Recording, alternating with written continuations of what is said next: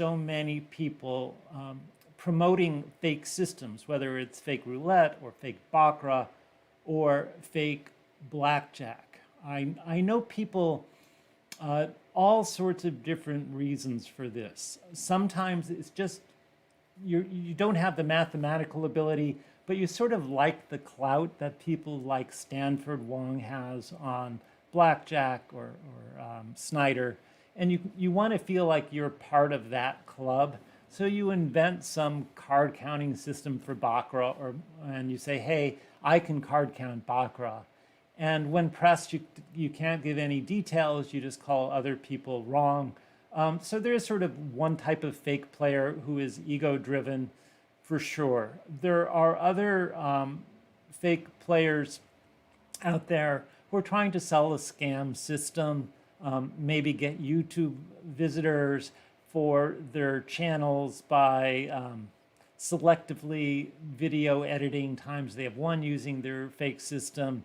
And, you know, they do get a lot of people. People like an easy way of beating the house. So I am the most feared person in Las Vegas. Casinos don't know what to do with me. They fear me when I walk through the door. So there is that sort of type of player out there who is trying to portray themselves as beating the house through methods that are essentially nonsense. And there may be monetary motives for that if they could get enough views on their channel or sell their fake system. So there is that type of player. And then there's just the delusional player, the player who thinks he's beating the house. And this happens far more than you might think. So if you actually look at the sort of the graphs of typical people who have played casino games, baccarat or blackjack, for extended periods of time, and by extended I mean like 500 to 1,000 hours, then you will see that statistically there have to be, and you will see that there is a certain percentage of players who are still beating the house after hundreds of hours at the table.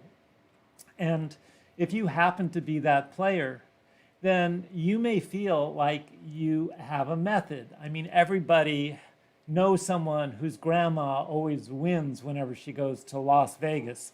And that doesn't mean the person has a winning system or that in theory they are winning. They just happen to be winning.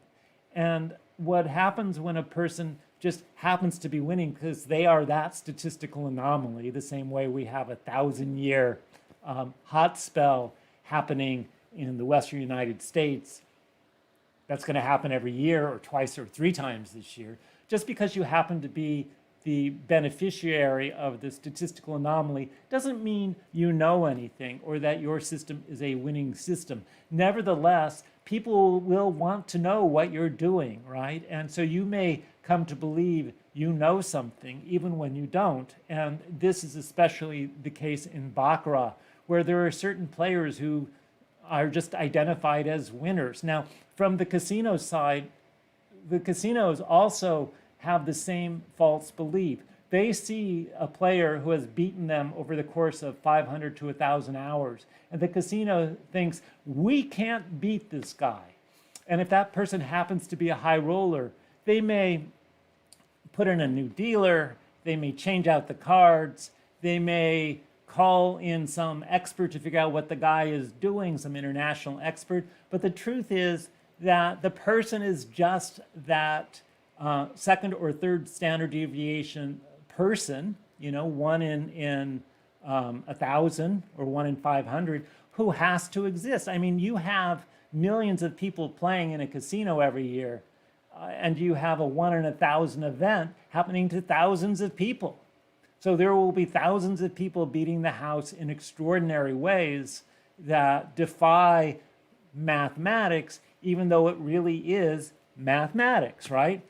So from the casino side, they do start to worry about these players and should we back them off or we just can't beat this guy. So the casinos view money they win as their money, and they view money they lose as their money as well. we can't beat this guy has our money, we need to get our money back, is a line you will hear from some of the top casino executives worldwide. And it's delusional. What you really want to do as a casino is offer fair games and let players have whatever experience they will have. Be mindful of cheating, be mindful of advantage players. And if you have good control over those elements, then at the end of the day, you just take up the total amount wagered by all the players. You take the house edge, right? And you multiply the total amount wagered by the house edge, and that should roughly equal to amount that the casino has won. And that's the bottom line, right? Those two things should be equal. The total income from games for the casino and the total amount wagered times the house edge. Now, they're not going to be exactly equal to each other because there's variance in casino games, but they should be reasonably close to each other given the massive amounts of play that takes place in casinos. So let the players win by pure luck. That's not your money. That's the players' money. Let players lose more than expected. Yes, that is your money. And wish everybody a good day and stop worrying about the nonsense.